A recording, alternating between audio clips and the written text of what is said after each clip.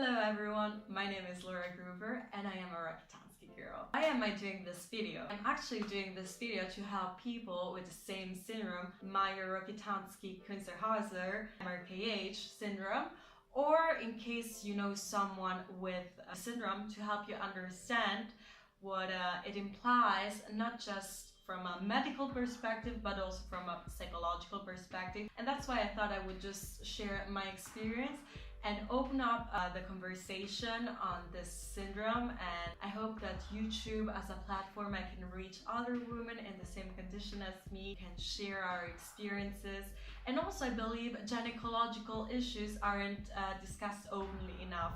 And I'm not only talking about this specific syndrome, I'm also talking about infertility, miscarriages, STDs, cirrhosis, all kinds of gynecological issues which I believe need to be heard. First of all, what is Rokitansky syndrome? Rokitansky syndrome is characterized by congenital aplasia, the uterus and the upper two-thirds of the vagina. This basically means that exteriorly your vagina looks perfectly normal, like puberty, you have pubes, the lips are developed, apparently everything is there, but your uterus and your vaginal canal are either absent or underdeveloped. Personally, I have found out, like as many other Mrkh girls, Rokitansky girls, I have found out when I was 15 years old and I wasn't getting my period. So my mom basically took me to the gynecologist, and by doing an ecography, she realized that I didn't have a uterus, meaning she could see my ovaries and everything looked normal, but she couldn't find my uterus, which was kind of suspect because there isn't anything wrong with not having your period when you're 15. It can happen, but what is weird is when you basically cannot see the uterus, she noticed something was wrong. And that's exactly the point where the investigation started, and I was aware of my syndrome, of my Rokitansky syndrome, which was quite a shock at first because being 15 years old and always have dreamt of having my own family, carrying my own children. I was also 6 years old when my younger sister was born, and I remember playing with dolls and putting them like under my shirt, imagining I was pregnant. And I've always been very attached to my family and really dreamt of having my family. All of a sudden, I felt like crushed. I felt alone. I felt like I couldn't speak openly about this issue. And it was a really tough time. I remember going to school and not being able to discuss about the issue with anyone, just with my best friends, my very close friends. The hardest part to me was not the fact that I didn't get my period, so other girls asking me for tampons or going in this direction.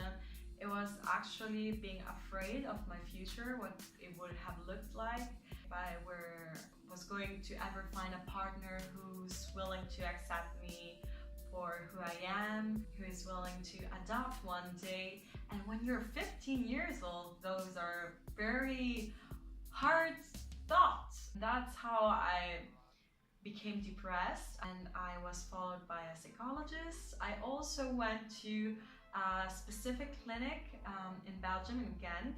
I personally chose the natural method, which is the hardest method because it takes, like for me, it took 1 year, more or less, a little bit more than a year.